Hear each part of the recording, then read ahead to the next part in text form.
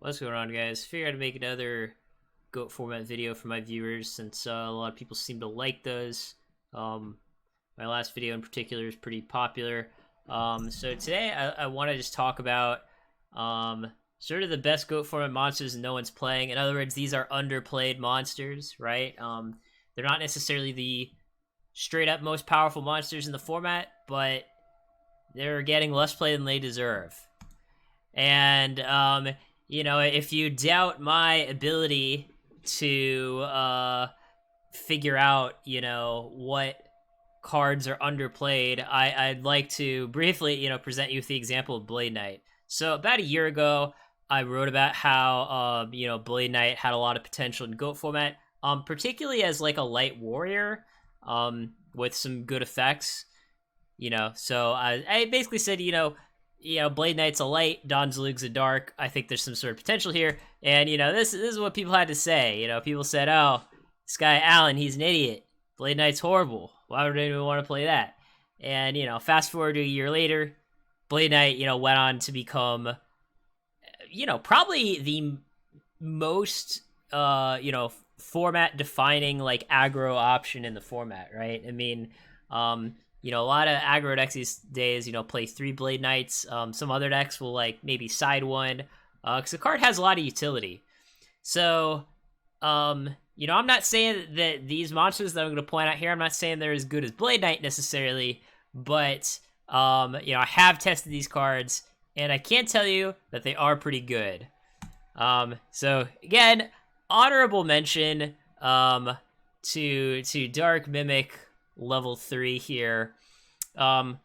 This card's really, more of an honorable mention because of the fact that people actually play it now, right? To me, it felt a little disingenuous to list this as a card that no one was playing.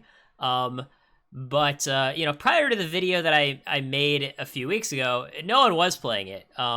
But after I posted the Chaos deck that featured Dark Mimic level 3 and explained why it was good, it's not necessarily a super popular card, but it definitely does see some play. And just to, recap the points from that video, which I'll have a link to, one of the main things that it has going for it is that if someone mind controls your set Dark Mimic level 1 and passes it back, then in your standby phase you get to level up to level 3 and then potentially draw 2 cards.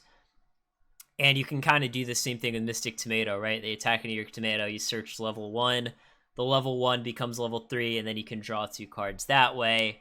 Or if like a Sangan attacks into your level 1, same deal. Point is that it's easier to draw 2 cards with Mimic level 3 than people think. And turns out Pot Agree's pretty good.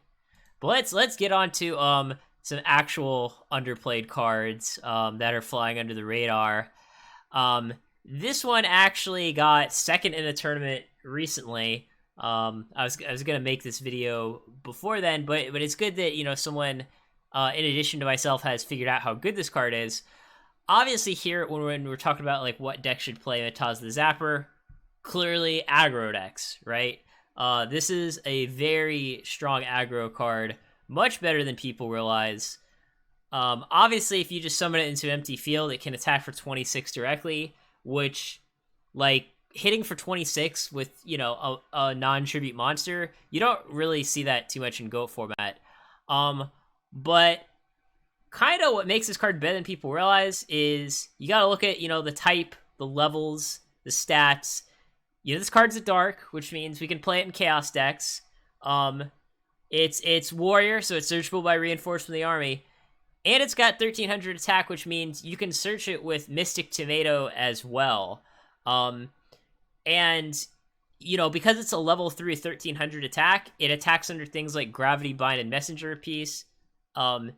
Messenger Piece for a while was a pretty popular side deck card. I think lately it's sort of fallen out of favor, but some people probably still side a couple of copies.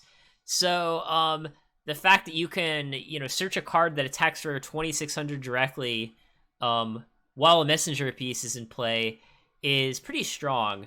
And, certain aggro decks, like Chaos Warrior in particular, can have difficulty dealing with Scapegoat at times. Like, some will play, like, 1 or 2 copies of Azura Priest, But some play 0 Azura Priest, and then it's like if they just activate goats, you just have to kill them all one by one. But Metaza attacks twice, so you can deal with 4 goat tokens in 2 turns, which, isn't as good as Azura Priest, but keep in mind, you can't search Azura Priest with reinforcement of the army either. And, I also want to point out that just, like, attacking a set monster and then hitting directly for 1300, like, that's not really, like that's still pretty good, is what I'm trying to say. Like, you can't sort of discount that. It sort of, forces your opponent into the situation where it's like, oh, do I want to Saku this Metaza, or do I want to, let it attack my set merchant and directly for 13? And oftentimes they'll just be forced to waste some sort of removal on it if they have it. But, what some people are overlooking with this card too is that, it has a lot of utility against goat control, because not only does it deal with Scapegoat well, but they also can't take this card with Thousand Eyes Restrict, right? So, because the control of the card, it can't switch sides. It can't switch sides at all, even if it's going to the spell or trap zone. So, if your opponent's got like a Sinister Serpent and a bunch of Metamorphoses, Metaza deals with that pretty well, because if they, set Sinister every turn, you get to hit directly for 1300, and if they make Thousand Eyes, they can't take your guy. So, it can put your opponent in some pretty tough spots. And obviously, there's some, like, random utility against decks like Monarchs, where, like, they can't brain control it. Sometimes Reasoning Gate plays brain control, too, as well as Scapegoat. So, like, Metaza is pretty decent against, like, a lot of combo decks, actually. Like, sort of the alt-win decks, right? Like, Reasoning Gate, you get to sort of, hit for 26, which, they gotta have 2,000 life for Dimension Fusion, so that's kind of relevant. And then they also can't brain control it. There are a lot of burn and stall decks that play, like, Gravity Bind or, like, Level Limit and Messenger Piece, so you get to attack under that. Even, like, Library FTK usually plays a couple of level limits, so you get to try to attack under that and hope they don't FTK you. And, against decks like Pac-Man in particular, you can just hit 2 of their, Deslakutas or whatever, and they can't stop you with Gravity Bind. And, kind of same deal with, like a Cyberstein OTK, right? You get to, like, hit directly for 26, make it so it'll be difficult for them to have the life points for Cyberstein, and then they can't stop you with, like, a Gravity Bind type of effect. So, as far as, like, what kind of decks you could play it in, I think this would be a pretty good candidate, a pretty good spot to fit in Metaza. Probably over, like, the second Azura Priest. Obviously there you're cutting a light for a dark, but Metaza is searchable here by 3 tomatoes and 2 reinforcement of the army, whereas Azura Priest is not searchable by either. Now, of course, the downside here is that, like, Azura combos with creature swap, whereas, like, Metaza doesn't. Like, you can't activate a swap while you have Metaza. And same kind of deal with skill drain. Metaza doesn't work well with that either. So, like, if you were to play Metaza in this kind of deck, you'd probably have to cut the creature swap and the skill drain. But there's definitely some potential here. And this is the deck that I referenced earlier that I saw that played it. This got second place in a GOAT format championship here. So this is just, a gear-free deck. He doesn't have, like, a ton of Metaza synergy, right? Like, there's no Mystic Tomatoes, there's no Chaos Monsters, nothing like that. But, of course, you still do have 2 reinforcement in the army. So that's, there's potential with Metaza there. And a gear-free deck, what you could even do is play Blast with Chain, right? So you could, put your Blast with Chain on a gear-free and get the effect. Or you could pump Metaza to 18, and now he's an 1800 double attacker. Just something to think about here. So next card is Apprentice Magician. And, Chaos decks are very popular in GOAT format these days. About as popular as they've ever been. And I think this is an option in Chaos decks that people aren't thinking about. I think a lot of people are just sort of not getting creative enough with their Chaos decks, kind of just playing all the same things, their 3 Dakoshis, their Gravekeeper Spies, and not thinking about, oh, maybe something like Apprentice Magician has utility. And, same thing in the case with, like, the Mimics, in the last video that I made. Like, people weren't really thinking about that, and it turned out to be pretty good. So, there's actually a lot of reasons to play Apprentice Magician in Chaos. Now, obviously, there's some downsides, but there's a ton of upsides. When I posted my last video of Mimic Chaos, there are a couple people in the comments that mentioned, like, oh, sometimes when I play this deck, I don't get, like, enough light monsters. Now, on one hand, it wasn't too much of an issue for me because the deck had so many ways to draw cards, but Apprentice Magician sort of lets you, like, cheat on your light count. Obviously, Apprentice Magician is not a light monster itself, but it does search for one, right? So, like, you can kind of think of it as, like, half of a light monster, so to speak, right? So, like, if your faiths don't get hit by a cross-eyed or something, you can get a light, and, just the idea, just the principle of playing a monster in Chaos that's a dark and searches a light, like, that is obviously, like, very good, right? It's kind of the underlying philosophy behind Angel Chaos, where my view is like, okay, I can use Shining Angel to search, like, Magical Merchant, and then Metamorphosis my Merchant and have 1,000 Eyes Restrict, and then I've got, like, 2 lights into dark. Here, Apprentice does the same thing, except, like, you don't need the meta, right?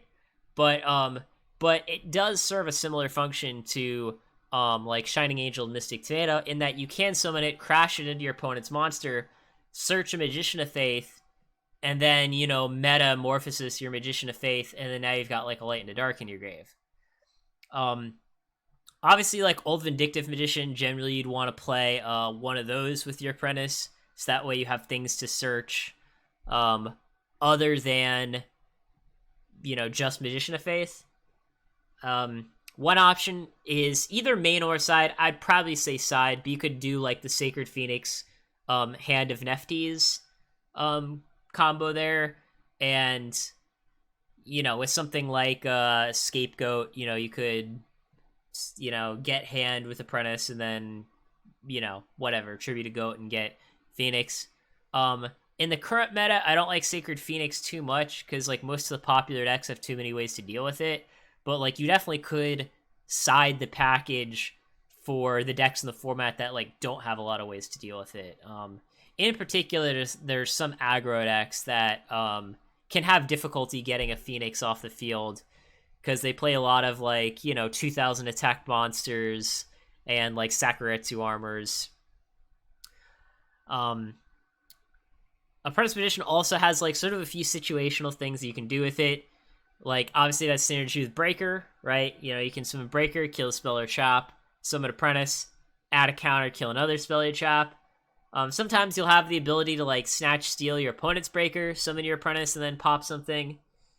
Other than that, there's not a ton of spell counter synergy in GOAT format, but it definitely does come up. I've had it come up before. Overall, the card is a lot like Mystic Tomato. Mystic Tomato is more popular right now. I mostly for good reason. Obviously, Mystic Tomato can attack for more damage, and it can search Sengen, which searches Sinister, which is, like, one of the best, cards in GOAT format. But, Apprentice Magician, more directly searches for a light. So, if you're, like, playing a Thunder Dragon Chaos deck, and you're like, I need, like, more lights than just Thunder Dragon and Magician of Faith, and you can't think of any good ones, I would keep Apprentice Magician in mind. Apprentice is itself searchable by Tomato, so you can play both. And also, like, Apprentice Magician tends to be good in Monarch decks. Historically speaking, that's often where it's been played. Like, in 2006 Yu-Gi-Oh!, you had a lot of Monarch decks with Apprentice Magician, just because, like, they attack your Apprentice, you search, a flip monster, you flip it up, get its effect, then tribute for Monarch. You can obviously do that in GOAT format too, even though I don't think Monarch decks are, like, very strong. But even if you don't play, like, a lot of tribute monsters, searching a flip and then, flipping it up, getting its effect, and then summoning Tsukiyomi, that's really good too. It also deals with aggressive monsters like Azura Priest better than Mystic Tomato and Shining Angel often do, because you're always searching face down, so you won't take any damage. So yeah, there's kind of like, there's not like a lot of big reasons to play Apprentice Magician, but there are a lot of small reasons.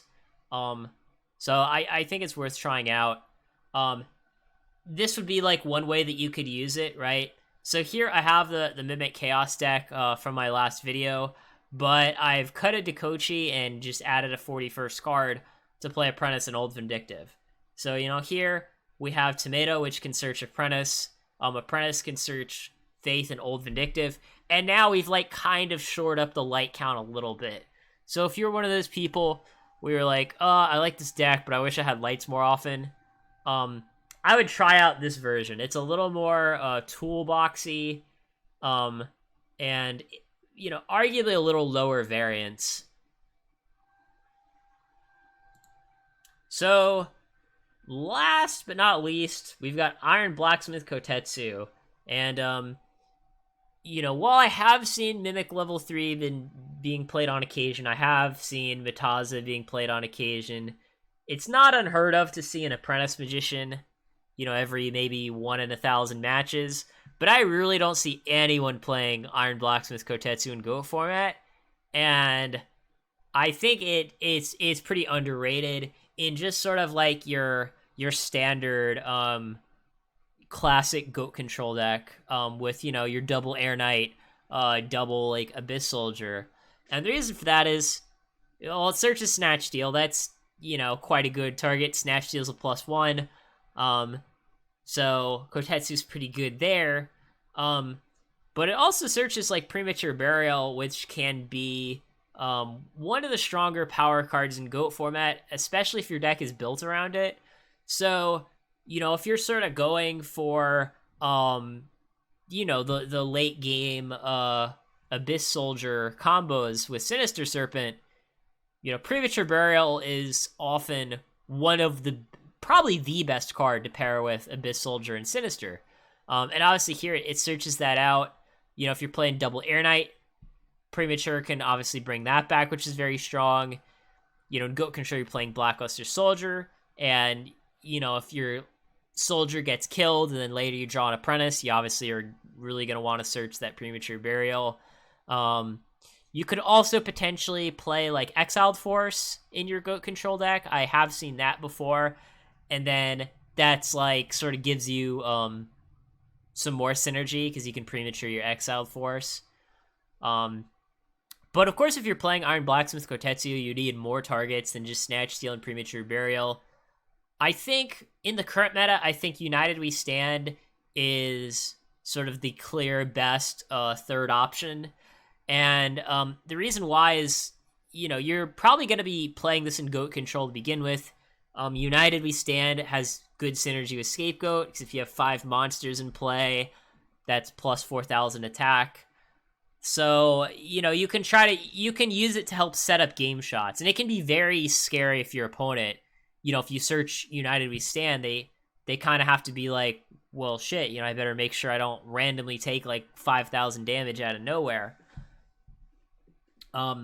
I've tried Big Bang Shot before instead of United We Stand. You can also like play Azura Priest and then, you know, sort of go for the Azura Priest Big Bang Shot Kotetsu combo. I actually tried that in one of my first matches that was filmed against Chris Perovic. I think I resolved Kotetsu a couple of times. So I'll link that video as well so you guys can see how that card performed. Akibio Drakmord, I think, is also a pretty decent side deck card right now, because a lot of the aggro decks don't really have a ton of ways to deal with it. So, you know, Iron Blacksmith searching Akibio Drakmord can, like, potentially win you the game. The main downside to Kotetsu, of course, is that no matter how many equips you play, you can run out of targets. And it's not so much that I'm worried that I'm going to draw, like, all 3 of my equip spells before Kotetsu, so much that it is that, you know, if I'm playing, like, a GOAT control deck with, like, double Tsukiyomi, a downside can be that, like, if you're going, you know, Tsukiyomi on your Iron Blacksmith Kotetsu, you know, unlike Tsukiyomi plus Magician of Faith, you can just keep getting spells back indefinitely. At some point, Tsukiyomi plus Kotetsu, you do just run out of targets and you don't really have a loop anymore. But, you know, the hope is that given how good your targets with Kotetsu are, that you make up for it that way. So here's an example Kotetsu list that I've tried out a few times. You notice that it's kind of like, you know, your sort of standard old, you know, some people call it like a detox goat control list. You know, we've got double Air Knight, we've got double Abyss Soldier, but here we've got 3 Scapegoat to not only go with 3 Metamorphosis, but also the 1 United We Stand. So for the most part, it plays like a standard goat deck, except for the fact that, you know, you've got some added utility with the Kotetsu. Your Abyss Soldier is a little stronger than it would be normally, and, you know, you can often use United We Stand to set up game shots on that pretty much standard goat list. Yeah, so that being said, that's the end of this video. Just to recap, the 3 monsters that I think are very, very underplayed in GOAT format right now are Metaza the Zapper in aggro decks, Apprentice Magician in Chaos Control decks, and Iron Blacksmith Kotetsu in GOAT Control decks.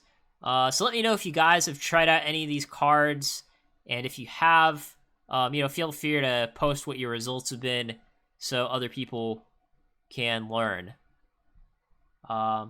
Take care, guys.